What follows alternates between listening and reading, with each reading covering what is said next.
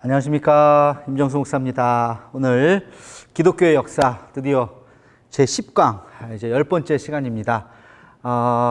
여러분 어떻게 지금까지 잘 현대로 올수록 조금 아는 것 같기도 하지만 조금 더 어려울 수도 있고요. 그죠? 예, 잘 혹시 잘 모르는 부분은 다시 한번 좀 들어보시고 그리고 마지막 시간 12강을 위해서 마지막 시간은 사실은 강의는 다음 주까지 좀 할 예정이고요.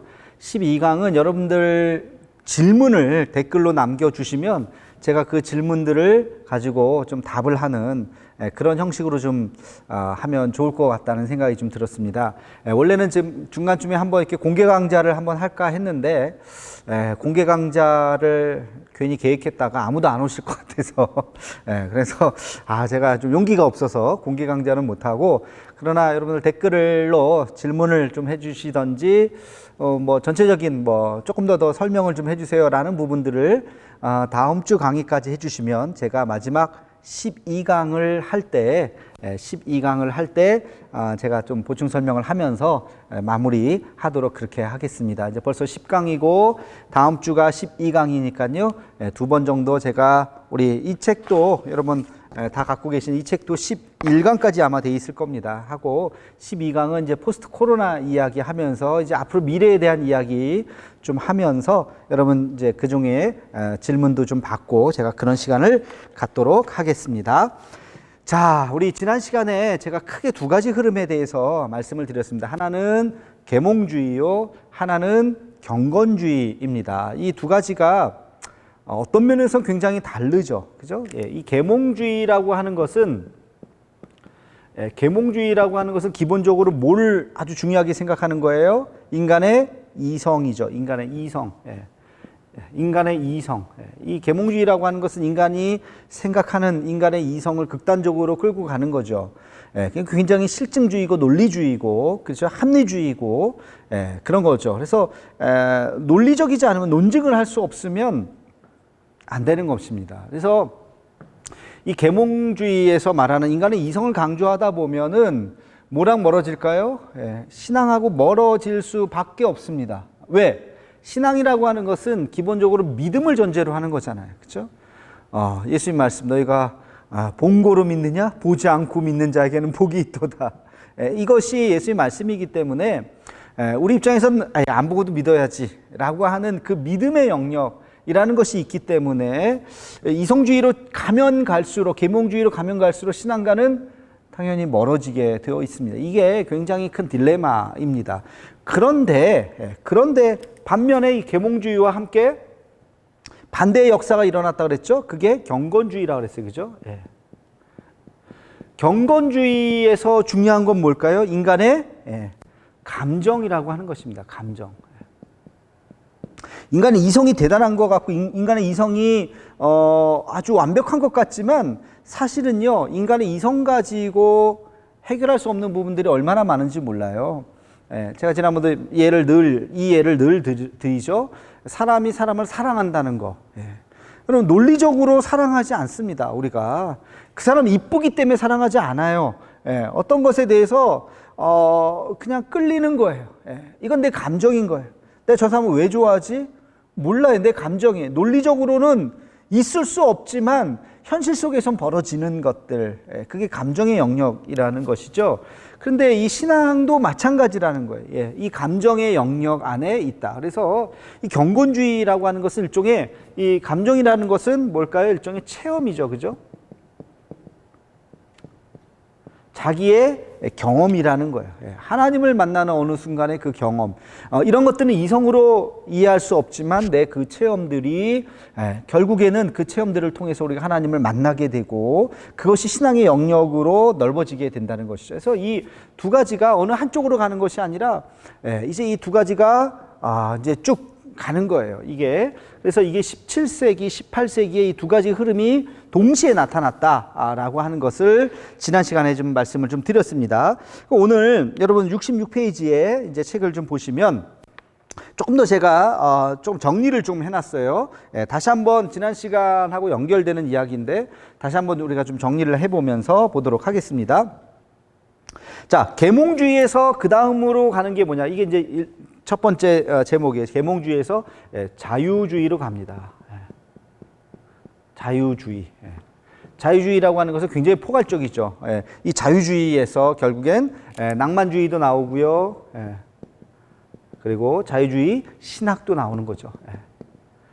자유주의 신학이 이제 19세기에 이제 등장을 하게 됩니다. 인간의 이성의 끝은 자유주의가 되고, 이 자유주의가 낭만주의가 되고, 낭만주의라고 하는 것은 모든 게 긍정적인 것, 모든 게 다 잘 될 거야, 잘 될 거야. 이 세상은 모든 게 비극이 없어. 유토피아 세상이 만들어질 거야.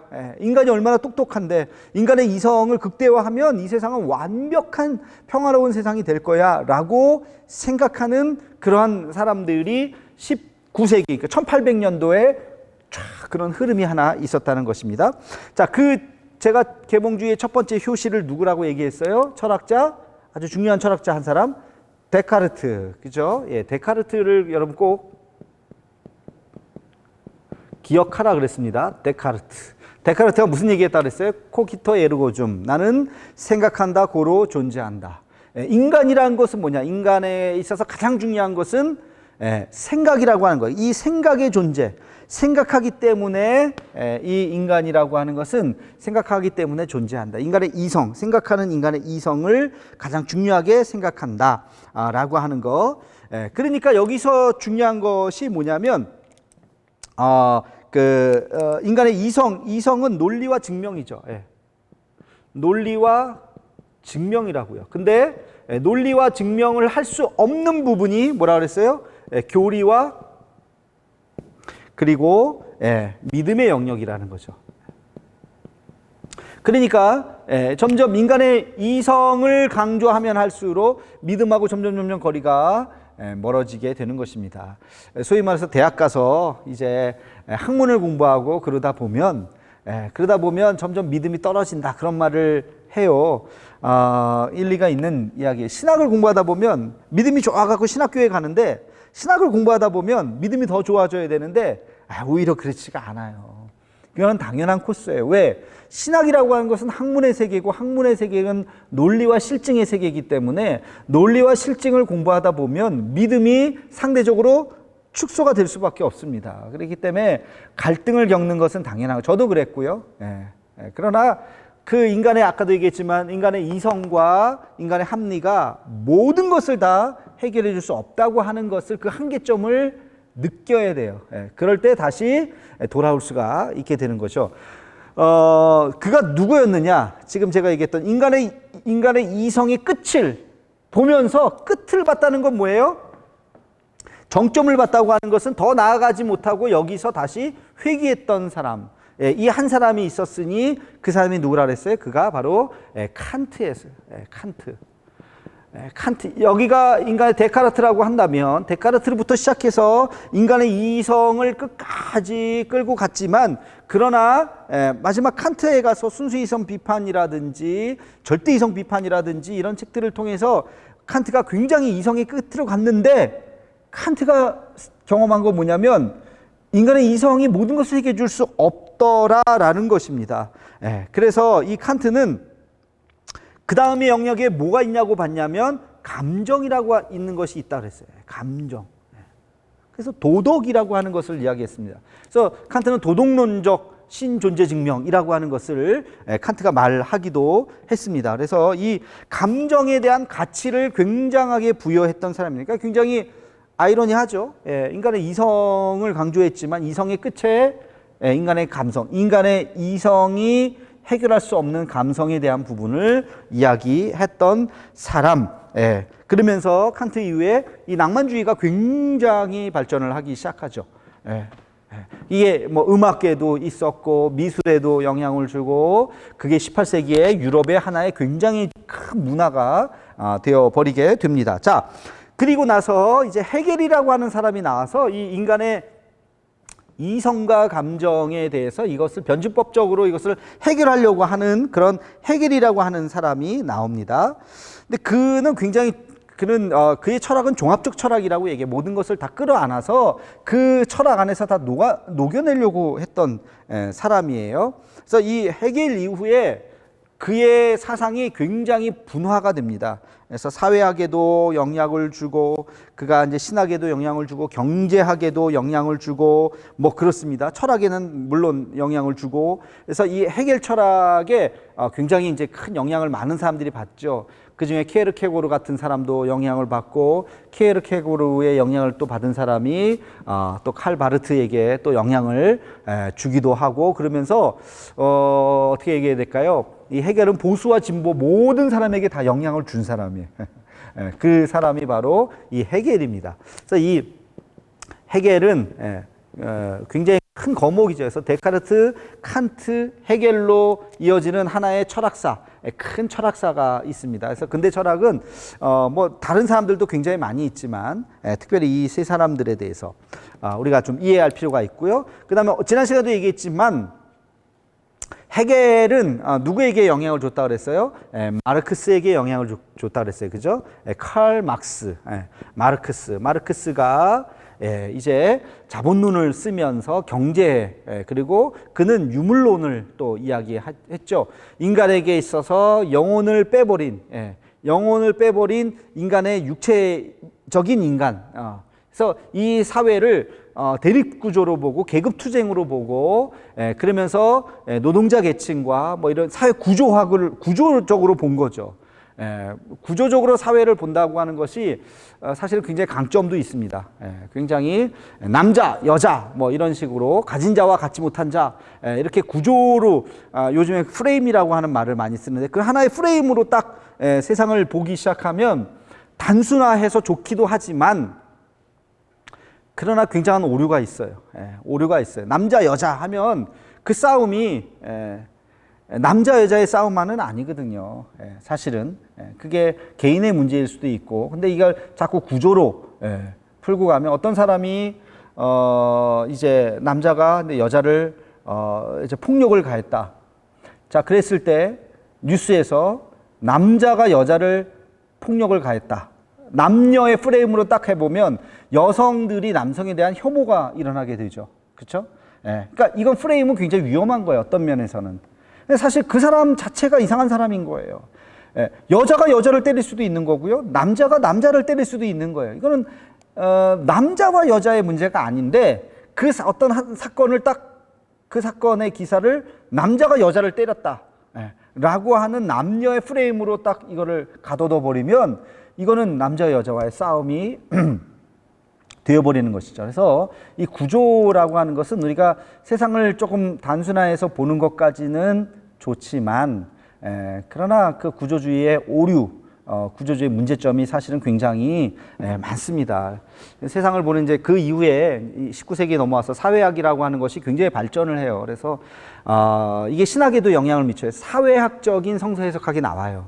그래서 성경 시대로 돌아가서 그 시대의 사회 구조, 그 시대의 헬라 사회의 구조, 예수님 당시의 신약 시대의 사회 구조를 통해서 예수님의 사상을 평가하려고 하고 하는 그런 신학적인 흐름이 성서 비평학에 이제 나오게 되는데 그런 것들에 대해서 우리가 공부하는 것은 굉장히 유익하지만 어떤 하나의 프레임이 전체를 다 얘기할 수는 없다라고 하는 거 여러분 어려운 얘기 아니죠? 말해놓고서 좀 어렵나 싶은 생각이 드는데 그런 생각을 좀 하셔야 됩니다. 자, 그래서 이 마르크스가 헤겔의 영향을 받아서 공산주의가 하면서 여러분 20세기는 어떤 시대였습니까? 20세기는 사상의 시대였잖아요. 그죠? 그래서 공산주의와 자유주의가 자본주의가 막 싸우고 그러다가 소련이 무너지고, 그렇죠? 소련이 무너지고 공산주의가 이제 무너지게 되는 이제 그런 그러나 중국이 아직까지 공산주의로 남아 있으면서 강력하게 지금 G2라고 하는 아주 강력하게 미국과 지금 대립하는 나라로 지금 그 경제를 받아들이면서 자본주의 경제를 받아들이면서 이제 그렇게 되죠. 그래서 여전히 이 사상이라고 하는 것은 여전히 세상을 보는 두 개의 프레임입니다.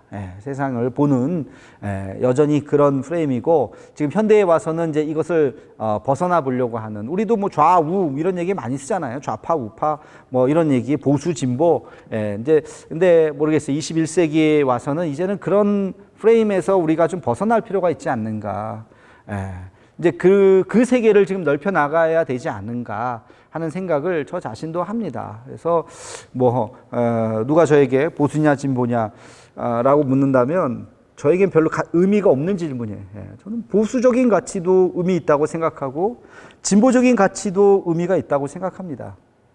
마지막 시간에 조금 더 시간이 되면 또 얘기할지 모르겠는데요. 그것은 그렇게 그 질문 자체가 굉장히 엄마가 좋아, 아빠가 좋아 하는 그런 질문하고도 비슷한 거예요. 여러분, 엄마가 아빠가 좋은 이런 거만큼 참 의미 없는 질문이 어디 있어요. 그렇잖아요. 엄마는 엄마대로 좋은 거고 아빠는 아빠대로 좋은 거잖아요. 그러니까 그게 애가 엄마 좋아 그렇다고 해서 아빠가 실망하고 그냥 우스갯소리로 하는 소리지 그건 의미가 없단 말이죠. 그러니까 지금 이 세상을 바라보는 프레임도 여전히 19세기의 프레임으로 보수냐 진보냐 태기를 거 굉장히 제가 생각할 때는 굉장히 좀 어리석은 것이다. 이제는 좀 거기에서 우리가 벗어나서 더 미래로 나가야 된다 하는 생각을 하게 됩니다. 이 영상을 얼마나 볼지 모르겠는데 이 영상을 보시는 우리 기도교회 성도 여러분, 저에 대해서 그렇게 잘 좀 이해해 주시면 좋겠습니다. 자, 그리고 이제 자유주의 신학이 이제 발전을 해요. 자유주의 신학이 있다 그랬어요. 이 자유주의 신학을 발전시키면서 나타나는 신학적인 사조가 뭐냐면 그게 성서 비평학이에요.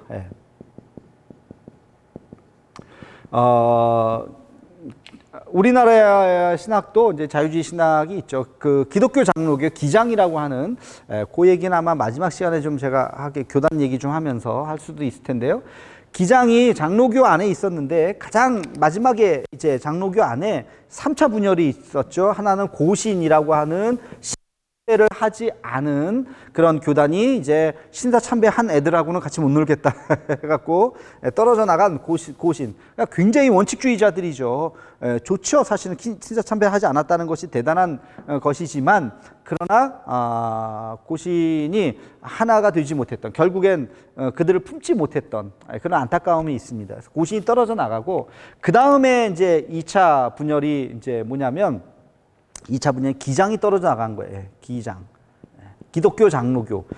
기독교 장로교는 왜 떨어져 나갔냐면 신학의 차이 때문에 진보적인 신학을 받아들이면서 그때 그 진보적인 신앙의 핵심이 뭐냐면 바로 성서 비평학입니다. 성서 비평학을 받아들이느냐 받아들이지 않느냐라고 하는 문제로 대다수는 보수적인 한국교회의 분위기에서 성서 비평학을 받아들이지 못했어요. 성경을 말 그대로 성경을 어떻게 비평하느냐. 성경 그냥 아멘이지 무슨 성경을 비평해. 근데 비평은 할 수 있죠. 비평과 비판은 여러분 구분할 수 있어야 돼요. 비판, 성경을 비난 이런 것은 우리가 해서도 안 되고 할 수도 없지만 성서를 비평할 수도 있어요. 그래서 이 성서 비평학, 이게 어디서 번역이냐. 사실 여러분 성경 읽다 보면 가로가 있어요. 그죠? 가로되어 있는 부분이 있고, 그리고 여기는 이게 뭐냐 이거죠. 성경에 왜 가로가 되어 있을까요? 성경에 왜 없음, 몇 절은 없음 이렇게 되어 있어요. 그죠? 28절 없음 이렇게 되어 있단 말이에요. 이게 뭐예요? 이게 성서 비평학을 하지 않으면 도저히 이해할 수가 없는 거예요. 성서 비평학이나 성서의 원본에 의해서 사본들이 있는데 수많은 사본을 비교해 가면서 오리지널 성경을 우리가 찾아가는 하나의 과정이라고요.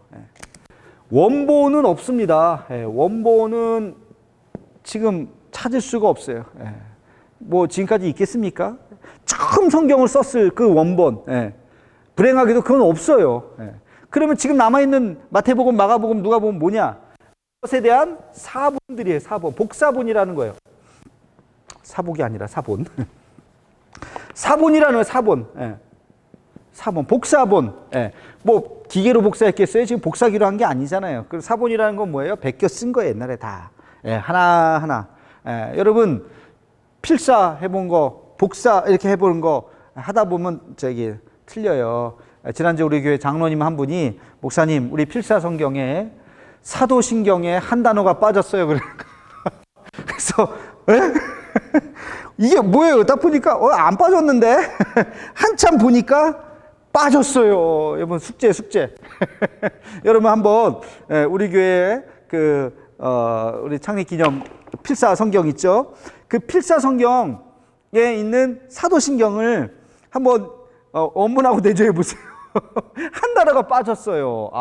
저도 몰랐는데 한참 보니까 빠졌더라고. 감수위원들. 그러니까 사람이 뺏겨 쓰다 보니까 완전히 완벽하게 뺏겨 쓰기가 어려워요. 이거는 거의 불가능합니다. 이제 그러다 보니까 또 사본이 훼손되기도 하고 그래서 이런 일들이 있으니까 지금 남아 있는 게 예를 들어서 이거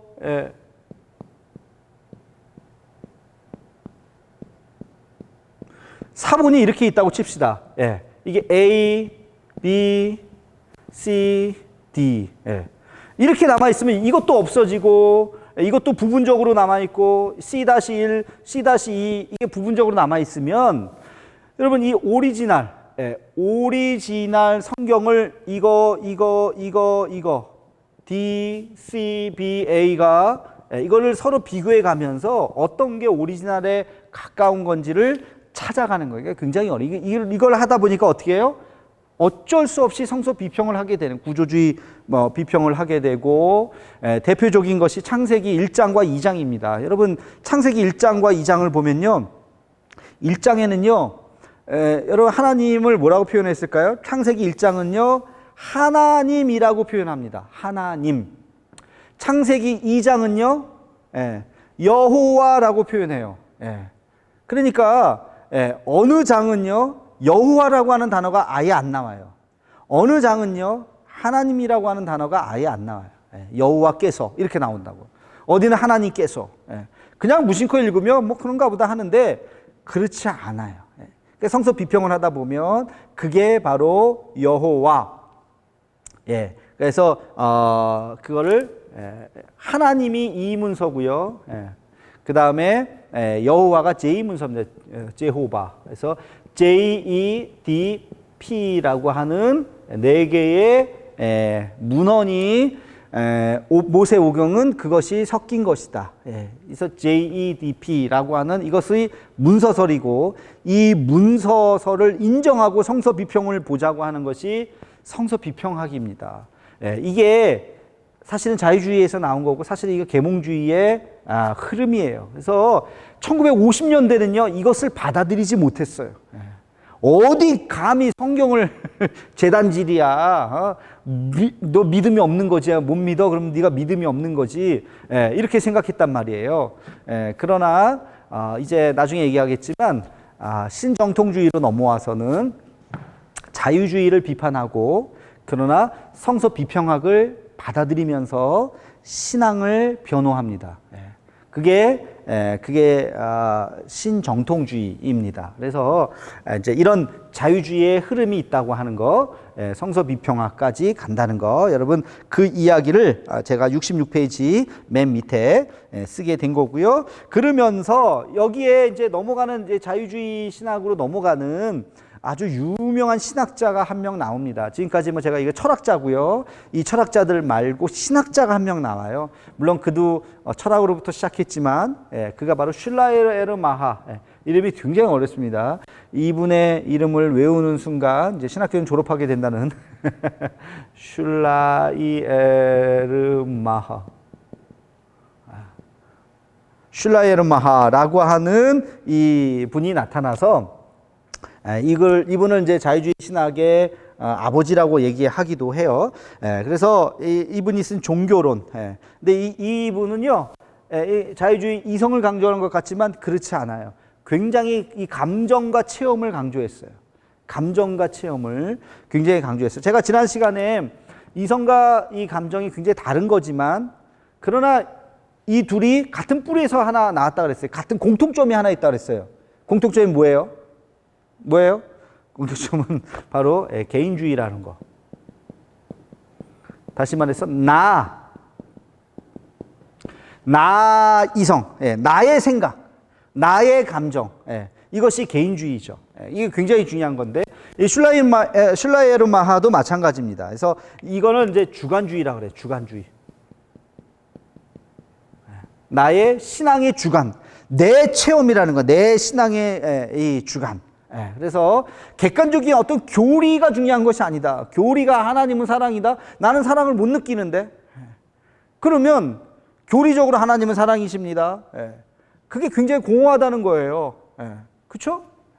내가 느끼는 하나님이 사랑이다고 하는 것을 내가 느껴야 된다는 거예요.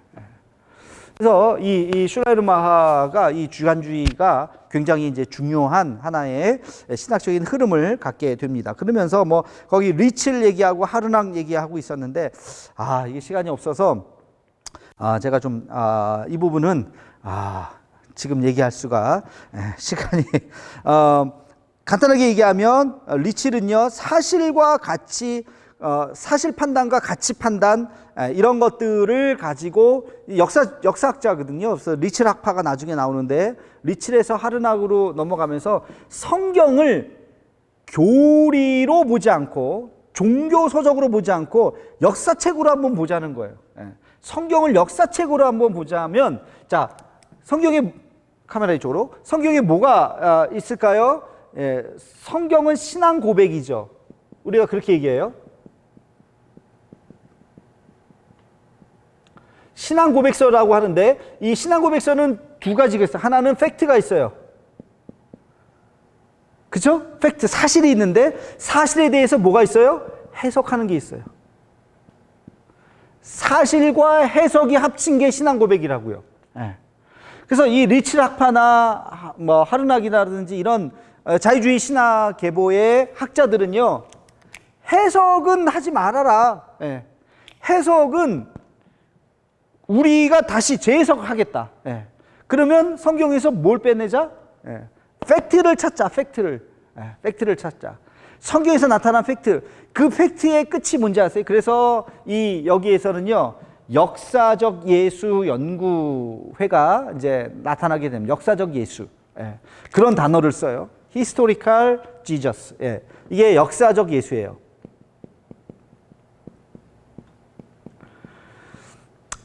굉장히 이건 신학교 한 4학년쯤 이해할 수 있는 건데, 여러분들, 신대원 한 2학년 2학기, 3학년 정도 돼야 이해할 수 있는 얘기인데, 우리 성도들 수준을 너무 높게 생각했는지 모르겠는데, 뭐 따라올 수 있는 부분만 좀 따라오시고, 역사적 예수 논쟁이요, 19세기 말 20세기에 굉장히 퍼졌습니다.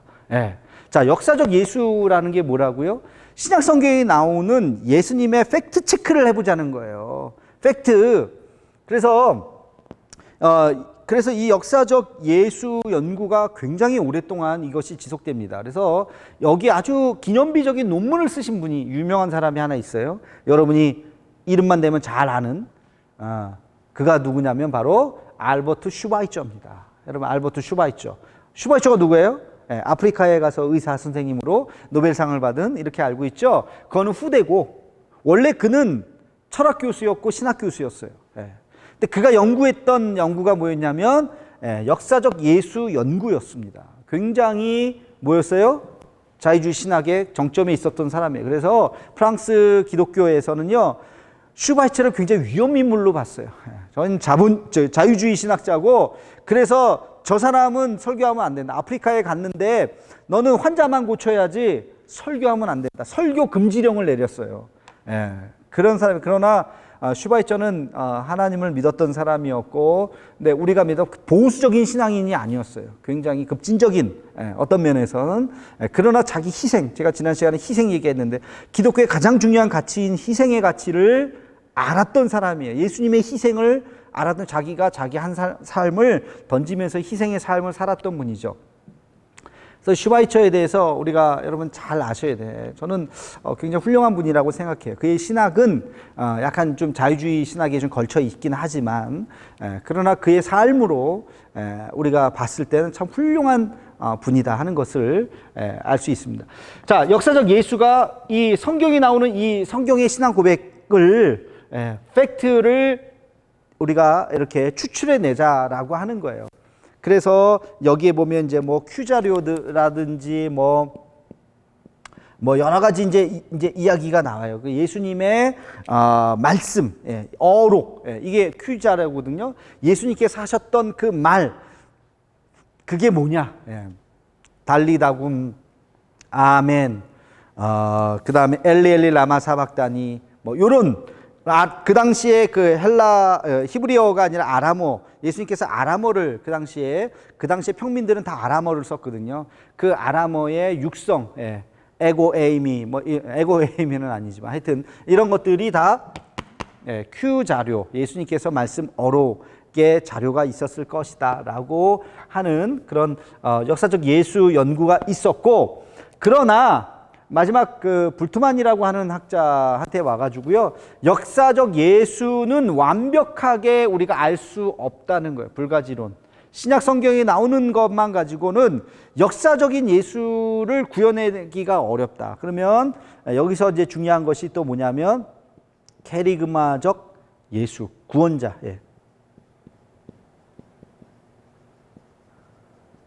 캐리그마적 예수의 그리스도죠. 캐리그마적 그리스도, 예수가 아니라 그리스도죠. 그리스도는 뭐예요? 구원자죠. 당신 나의 구원자입니다라고 하는 것은 이미 해석이 들어간 거예요. 그렇죠? 지저스, 예수라고 하는 것은 그의 이름이에요. 그렇죠? 팩트예요, 이름. 근데 그가 우리의 구원자라고 하는 것은 해석이 들어가 있는 이야기이죠. 그래서 역사적 예수와 캐리그마라고 하는 것은 신앙 고백, 선포되는 그리스도라는 거예요. 그분은 우리의 구원자이십니다라고 하는 이 두 가지의 논쟁이 자유주의자들에게 있어서는 굉장히 중요한 하나의 이제 논쟁의 흐름이 된다는 것입니다.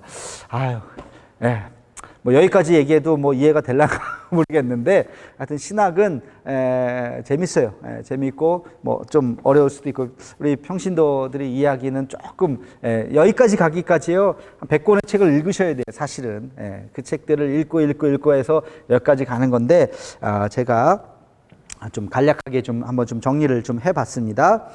자, 그러면서 좀 이걸 좀 지워야겠네요. 자, 그러면서 이제 아주 중요한 얘기를 하겠습니다.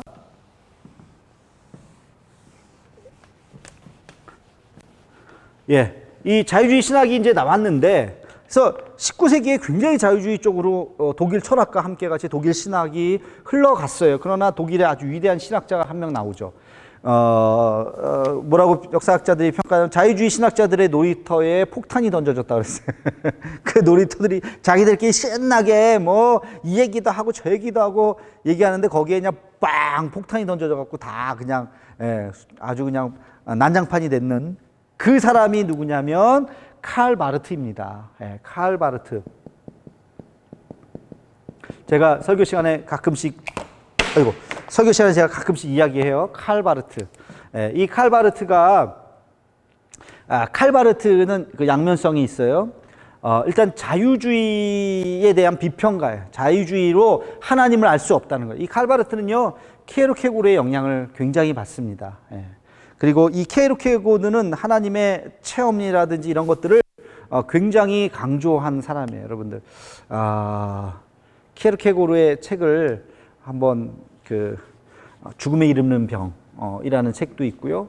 하여튼 여러 권의 책이 갑자기 생각이 안 나는데, 그런 책들을 보면 키에르케고르가 굉장히 신실했던 사람이었고 그 당시에 철학자였지만 하나님의 존재에 대해서 굉장히 고민이 많았던 사람이에요.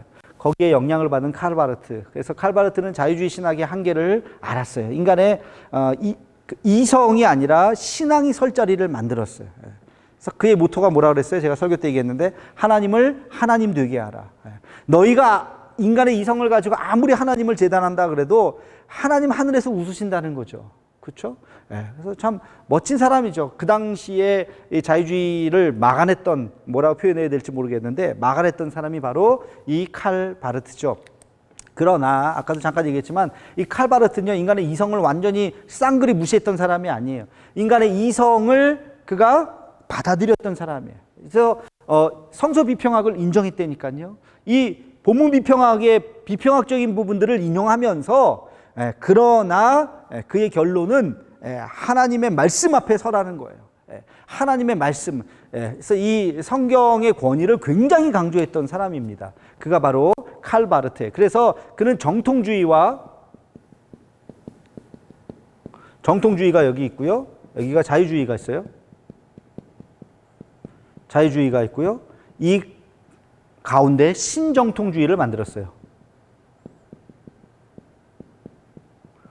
올소독스, 네오 올소독스. 그래서 신정통주의 신학이라고 하는 것을 만든 사람이 여기는 자유주의.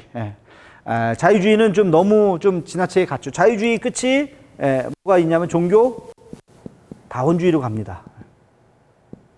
종교다원주의는 뭘까요? 모든 종교의 구원이 있다. 불교도 구원받을 수 있고 이슬람도 구원받을 수 있고 이게 종교다원주의하고 맞닿아 있어요. 자유주의자가 다 종교다원주의자는 아니지만 자유주의자의 상당한 일부는 종교다원주의로 갈 수도 있어요. 사실은 이게 굉장히 이제 위험성이죠. 우리가 자유주의를 비판하는 이유 중에 하나가 이걸로 가면 안 되잖아요. 그렇죠? 그러나 일부 건전한 여기서 좀 보수적인 자유주의 신학에 대해서는 우리가 뭐 받아들일 수 있는 그런 여지도 어느 정도는 있습니다. 정통주의가 있고 이 정통주의는 뭐냐면 교리주의라고 생각하시면 돼요. 교리의 어떤 권위를 굉장히 부여해서 중세, 새로운 중세 뭐 이렇게 교리의 어떤 근데 여기서 말하는 정통주의에서 말하는 교리는요 언제냐면 종교개혁 시대 때 나왔던 칼빈의 교리 그 안에서 벗어나지 못하는 또 다른 하나의 거기가 이 사람들의 기준이 되는 거죠. 정통주의보다 더 보수적인 데가 있어요. 이게 바로 근본주의죠. 근본주의. 근본주의는 성경 무호설, 성경이 1.1획도 잘못된 게 없다. 뭐 이렇게 얘기하는 그런 성경이 잘못된 게 없다. 성경이 잘못된 게 있다라고 얘기하면 하나님에 대한 권위에 대한 도전으로 생각하려고 하는 그런 사람들이 근본주의자예요. 근데 사실은 그런 게 아니죠. 하나님의 말씀은 오류가 없죠. 그러나 성경이라고 하는 것은 역사를 통해서 2000년의 또는 3000년의 역사를 통해서 만들어진 하나의 역사적인 흐름이 있잖아요. 그죠? 이 역사적인 흐름을 우리가 인정을 해야 된다. 그 역사적인 흐름이 지금 우리가 성경책 이게 얼마나 많은 번역을 통해서 우리나라 지금 이 한글이 왔습니까? 최근에도 80년대에도 또 새 번역이 나온 거잖아요. 그렇죠? 그것처럼 이 모든 변천사가 있다고 하는 그 변천사 속에는 인간이 노력과 땀과 수고와 이런 것들이 그 안에 덧붙여져 있는 거죠. 그래서 성경이 나오는 이 모든 인간의 역사의 과정을 인정하면 그게 신정통주의예요. 그러니까 어쨌든 이런 이제 크게 이런 흐름이 있습니다. 그래서 이런 흐름을 여러분들이 이게 그렇다고 해서 이단은 아니에요. 아주 보수적인 사람들이죠. 근본주의. 예를 들어서 주일날 돈 쓰면 안 돼라고 하는 거. 주일날 돈 쓰면 안 돼. 옛날에 그런 거 많았죠. 근데 요즘에 그렇게 생각해요? 주일날 돈 안 써요, 여러분? 여전히 주일날 돈 쓰면 안 된다고 생각하는 사람들은 근본주의자라고 말할 수가 있어요. 아니면 정통주의잖아요. 교리가 갇혀 있으니까. 주일날은 의식하면 안 돼. 옛날에는 그랬던 시절이 있었죠. 그러나 그거는 뭐 그렇게 생각하지 않잖아요, 우리가. 그죠? 그렇게 생각하지 않기 때문에 그거는 우리가 약간 신정통주의에 조금 더 가까이 있는 것이죠. 심지어는 제가 늘 얘기하지만 이제는 주일 예배를 주일날 드리지 않는 교회들이 나타나기 시작했어요. 코로나 시대 더더군다나 주일 예배를 토요일날 드리고 월요일날 드리고 이런 사람들이 나타나기 시작했다는 거죠. 그런 사람들을 정통주의에서 벗어난 사람들이에요. 그런 것이 가능하다. 그런 사람들은 신정통주의라고 볼 수도 있지요. 그죠? 그러니까 여러분 우리 교단, 우리 통합 측의 교단은 뭐 교수님보다 사실은 약간 이제 견해를 달리하기도 하는데 그러나 대부분의 우리 교단은 이 WCC라고 하는 에큐메니카를 받아들이는 우리 교단이기 때문에 우리는 통합은 이쪽에 와 있고 합동은 WCC라고 하는 것을 받아들이지 않습니다. 그래서 정통주의라고 볼 수 있고 고신, 여러분 고신 출신들 있나, 우리 포항에도 고신 교회들이 있는데 거기는 좀 근본주의에 조금 더 가까워요. 이제 그거는 신학적인 흐름이고요. 목회는 또 조금 달라요. 교회는 이렇게 신발 신고 막 올라오는 교회들, 이쪽이라고 볼 수도 있어요. 그죠? 그렇게. 그러니까 드럼이 있고 막 이런 교회들. 그러나 여전히 제가 충영교회 예전에 좀 몇 번 예배 때 참석한 적이 있었는데 거기는 여전히 오르간 외에는 없어요. 드럼이 없어요. 아주 거기는 드럼을 아주 사탄의 악기라고 생각해요. 옛날에 사물놀이 갖고 막 하면 그걸 사탄의 악기라고 무당들이 꽹가리 징치고 막 그러면서 굿하고 그런 것처럼 그렇게 생각하는 분들도 있었죠. 그러니까 그런 악기에 대해서 제한하고 이런 것들이 다 근본주의, 정통주의에 더 가깝고 그런 것에 대해서 문화에 대해서 훨씬 더 수용하려고 하는 쪽이 이제 이쪽에 더 가깝게 되는 거죠. 자, 칼 바르트는 그래서 제가 이제 거기 이제 67페이지에 나오면 보면 있습니다. 하나님의 하나님 되심을 강조하는 사람이 바로 이 칼 바르트입니다. 자, 한 가지만 더 얘기하고 마치겠습니다. 자, 이 경건주의가 어디로 갔느냐? 경건주의는요, 세계 선교로 이어집니다. 그래서 이게 19, 20세기에 한쪽에서는 자유주의, 여기에 흐름을 타서 한쪽에서는 이 경건주의가 세계 선교로 떠나갑니다. 선교로 갑니다. 근데 이게 세계 선교가 둘이 또 만나요, 나중에. 이게 WCC예요. 여러분, 이 두 개가 이게 만나게 됩니다. 오늘 WCC 얘기 내가 간단하게 시간이 되면 좀 할게요. 세계 선교는 너무 경건하고 하나님에 대한 체험을 하다 보면 여러분 체험하면 어떻게 돼요? 가만히 있을 수가 없죠. 복음 전하고 싶죠. 이웃에게 복음을 전하다가 온 세계에 퍼져서 복음을 전하는 거예요. 그래서 선교의 시대가 열립니다. 마침 이때 뭐가 열려요? 대항해 시대가 열리는 거예요. 거대한 조선술이 발전하면서 큰 배, 여기 동네 다니는 나룻배가 아니라 큰 배를 건조할 수 있는 기술이 생기고 나침판이 이제 정교해지고 그러면서 대항해 시대가 열리는 거죠. 그러니까 이제 경제적으로는 이게 식민지가 되는 거예요. 약한 나라 가서 다 때려 부시고 노예로 만들고 하는 식민지와 함께 그 배에는 누가 타고 있어요? 선교사님들이 타고 가서 거기서 복음을 전하죠. 대표적인 게 뭡니까? 우리나라에 대동강변에 제네럴 셔먼호가 왔잖아요. 상선이었잖아요. 그러나 거기에 토마스 선교사님이 있었잖아요. 복음을 전하기 위해서. 언제나 그렇습니다. 언제나 이런 경제적인 어떤 그 식민지를 만들려고 하는 그런 세력도 있지만 이득을 보려고 하는, 그러나 그 배 안에는 또 순수한 마음으로 복음을 전하려고 하는 사람들도 있었죠. 그게 그 메이플라워를 타고서 대서양을 건너서 미국에 시작할 때도 마찬가지였고 우리나라에 왔을 때도 마찬가지였죠. 그래서 휘국 정치가 시작된 게 바로 그거였잖아요. 그래서 선교의 시대가 이제 나타나게 됩니다. 선교의 시대가 나타나게 되면서 아주 현대 선교의 아버지, 제가 몇 번 얘기했어요. 현대 선교의 아버지. 선교하면 여러분 이분부터 시작돼요. 자유주의 신학하면 아까 슐라이르마하부터 시작한다 그랬고, 철학하면 아까 데카르트부터 시작한다 그랬었잖아요. 그런 상징적인 사람들. 선교하면 누구예요? 윌리엄 캐리. 윌리엄 캐리는 인도 선교의 아버지이고 현대 선교의 아버지입니다. 왜 윌리엄 캐리를 현대 선교의 아버지라고 얘기하냐면 그 이전까지는 복음을 전해주고 마쳤지만 윌리엄 캐리는 복음만이 아니라 학교를 짓고 병원을 짓고 선교회를 조직하고 이런 하나의 근대 선교와 같은 하나의 선교적인 틀을 만든 사람이 바로 이 윌리엄 캐리입니다. 그다음 문서 선교를 하고 뭐 이런 일들을 윌리엄 캐리가 아주 그런 일들을 굉장히 많이 했죠. 중국 선교의 아버지 하면 허드슨 테일러. 여러분 이 이름도 기억하셔야 돼요. 허드슨 테일러. 그 다음에 그 아프리카 하면 데이빗 리빙스턴. 한국의 선교의 아버지 하면 누구예요? 언더우드와 아펜젤러. 언더우드는 장로교, 아펜젤러는 감리교 선교사. 그래서 우리가 언더우드를 더 많이 기억하죠.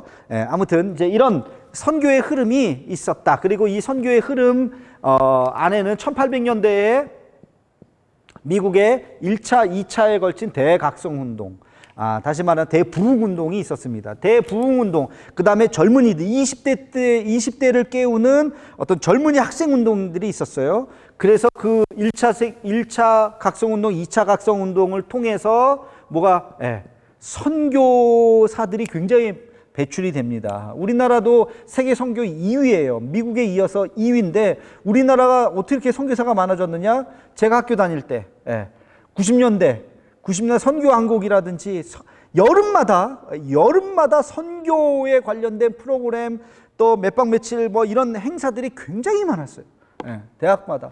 정말 안 가면 안 될 정도로 분위기가 신앙이 조금 있는 사람들은요, 막 그런 일들이 굉장히 많았어요. 그때 다 선교사로 헌신하고 그랬던 사람들이 지금 10년 후, 20년 후, 30년 후에 선교사로 파송받고 그래서 전 세계에 우리나라가 선교사 파송이 2위지 않습니까? 그런 운동들이 여기서 막 일어나게 된 겁니다. 자, 요 얘기는 제가 했고요. 69페이지. 마지막으로 제가 WCC 얘기만 할게요. 이게 왜 두 개가 WCC가 여기서 모였느냐? 선교지에 딱 갔어요. 선교지에 딱 갔더니 어떤 일이 벌어졌냐면, 자, 내가 이제 교회를 딱 세웠어. 근데 저기서 나는 장로교 선교사잖아요. 감리교 선교사가 와가지고 교회를 하나 또 세우는 거야. 그러니까 원주민들이 이것도 교회고 이것도 교회인데 뭐가 달라요? 이건 장로교인데 장로교가 뭐예요? 이건 감리교가 뭔데요? 그러니까 또 그 다음에 또 침례교 선교사가 와갖고 침례교 교회를 또 세운 거예요. 그러니까 이게 경쟁적으로 교단을 막 선교해 버리는 거야. 그래서 선교사님들이 모였습니다. 야, 우리 이러지 말. 돈도 많이 들고 요 마을에 무슨 교회가 3개, 4개씩 되느냐. 본국에서는 그렇게 할지 몰라도 선교지에서는 그렇게 하지 맙시다. 우리가 같이 힘을 합쳐서 하나로 교단을 서로 탈피합시다. 좋은 얘기예요? 안 좋은 얘기예요? 좋은 얘기죠. 그러면서 뭘 하기 시작했냐면 교단 연합합시다. 연합교단이 생기기 시작한 거예요. 교단끼리 서로. 그래서 하나로 교단이 합치기 시작한, 이걸 뭐라 그러냐면 이걸 에큐메니칼이라 그래요. 에큐메니칼. 하나가 된다. 그래서 어떤 교단이든지 서로 교리만 같으면 서로의 교단별로요. 여러분, 교단별로 같은 부분이 있고, 그쵸? 다른 부분이 있죠. 그렇잖아요. 장로교가 강조하게 하는 것이 있고, 감리교가 강조하는 것이 있고, 침례교, 성결교, 오순절, 순복음이 강조하는 게 있잖아요. 이거를 얘기하면 서로 싸우게 되죠. 그렇죠? 이거를 얘기하면 이거 얘기하지 말자는 거예요. 우리가 같은 거 얘기하자. 같은 게 뭐예요? 예수 그리스도의 복음과 사랑과 이런 것들을 우리가 같이 이것만 얘기합시다. 해가지고 서로 연합을 하기 시작했습니다. 자, 이 연합을 교단별로 서로 연합을 하면서 하자라고 하는 것이 선교의 하나의 결과였어요. 그렇죠? 선교사들이 세계 선교에 가서 이제 선교사들이 이제 본국으로 돌아가서 선교지에 가서 이렇게 하나가 됐더니 너무너무 좋더라. 그래서 우리가 교단도 하나 같이 합시다 해가지고 많은 교단들이 있잖아요. 그 교단들이 이 정신을 가지고 에큐메니카 정신을 가지고 하나로 합치기 시작했어요. 이게 세계 교회 협의회 월드 처치 컨선이라고 하는 WCC가 된 거예요. 그런데 여기에 보면 아까 제가 자유주의 있다고 그랬었잖아요. 그죠? 자유주의적인 성향을 가진 교단들이 있어요. 분명히. 이런 교단들이 또 이 경계에 있는 교단들이 분명히 있단 말이에요. 이런 교단들이 여기는 그릇을 넓게 펴갖고 여기도 다 이렇게 좀 받아들이게 된 거예요. 그러다 보니까 굉장히 이 보수적인 교단도 있고 굉장히 진보적인 교단도 있고 그렇게 되는 거죠. 근데 여기서 볼 때는 여기가 위험해 보이죠. 그래서 WCC를 비판하는 사람들이 아니 WCC는 동성애도 인정하고 막 그러는데 거기는 왜 그런 걸 받아들이느냐. WCC에 가입하면 잘못된 거다라고 얘기하는 사람들은 굉장히 이거에 대한 역사성을 이해하지 못하는 어리석은 사람들이에요. WCC의 취지는 그게 아니라 우리가 예수 그리스도를 믿는 모든 우리 교단들이 함께 같이 모여서 뭐 하자는 거예요? 동성애 찬성하자는 게 아니에요. 예수님의 사랑을 우리 세상에 전합시다. 서로의 차이는 얘기하지 말고, 서로의 차이는 얘기하지 말고 우리의 하나됨을 가지고, 그래서 여기는 정의와 평화와 사랑만을 얘기합니다. 예수님께서 말씀하신 이 공통점이 뭐라고 생각하세요? 이게 뭐냐면 정의예요. justice, 정의, 그리고 평화, peace, 그리고 love, 사랑. 이걸 얘기하는데 반대할 교단인들이 어디 있겠어요? 그렇죠? 그리스도의 사랑으로 희생하고 섬기고 아프리카 사람들에게 먹을 것을 주고 죽어가는 굶주리는 아이들에게 빵 공장을 세워주고 이거에 대해서 반대할 사람이 어디 있습니까? 그리고 굉장히 폭력과 억압과 독재를 타도하고 정의로운 세상을 만들기 위해서 우리가 함께 같이 노력합시다 라고 하는 것이 WCC의 정신이라고요. 그러니까 서로의 이 양 끝에 있는 사람들만 가지고 공격을 하면서 WCC는 잘못된 거다, WCC를 탈퇴해야 된다라고 얘기하는 것은 그거는 말이 안 돼요. 예를 들면 우리 교인들이 있다고 칩시다. 근데 우리 교인 중에 누가 한 명이 잘못해갖고 감옥에 갔다고 칩시다. 그러면 어떤 사람이 야, 저 교회 교인 감옥에 갔어. 저 교회 다니면 안 돼. 여러분 이게 말이 돼요? 말이 돼요? 물론 우리 교인 중에 하나가 만약에 감옥에 갔다가 참 안타깝죠. 그래서는 안 되는데, 그죠? 그러나 교회가 썩은 건 아니잖아요. 그 한 사람이 실수해서 잘못해서 감옥에 간 거지. 우리 교회가 무슨 잘못된 건 아니잖아요. 그러니까 여러분 이걸 WCC를 비판하는 사람들은 마치 거기에 있는 한 사람이 잘못해가지고 나갔다고 생각을 해서 이 WCC 자체를 비판하는 거하고 똑같다. 그러니까 그거는 여러분들이 혹시라도 오해를 하지 말고 저도 물론 WCC가 굉장히 이거는 개의 교회가 하는 게 아니라 교단이 연합하는 거예요. 교단이. 그래서 교단이 들어가는 거기 때문에 우리 통합직 교단이 WCC에 들어가 있죠. 그러나 합동이라든지 고신교단은 WCC에 가입하지는 않았어요. 사실은 아까 제가 지웠구나. 3차 장로교 3차 분열의 세 번째 분열이 바로 WCC 가입 문제로 인해서 통합과 합동이 갈라진 거거든요. 그래서 우리는 조금 더 세상에 좀 열려 있다랄까요? 지난번에 한번 얘기 드렸잖아요. 우리는 여자 목사 안수를 20년 전에 이미 우리는 통과했어요. 여자 목사님들이 있어요, 우리 교단에는. 그러나 합동은 여전히 지금까지도 여자 목사를 인정하지 않죠. 이거 하나만 보더라도 우리는 세상의 흐름에 굉장히 더 적응하려고 하는 교단이고, 합동은 훨씬 더 교리에 가까운, 아까 제가 얘기했죠, 정통주의, 교리주의에. 왜 여자를 인정하지 않아요? 성경에 여자는 잠잠하라. 그리고 구약성경, 신약성경 다 여자를 숫자도 안 셌다 하는 그 교리에 빠져 있는 거예요. 거기서 헤어나지 못하는 거예요. 그러니까 여자를 안수를 준다? 하나의 어떤 성직자로 세운다 하는 것은 있을 수 없다고 생각하는 거죠. 그러니까 그런 면에서 굉장히 보수적이고 정통주의다. 아니면 근본주의에 가깝다. 그러나 우리는 그렇지 않죠.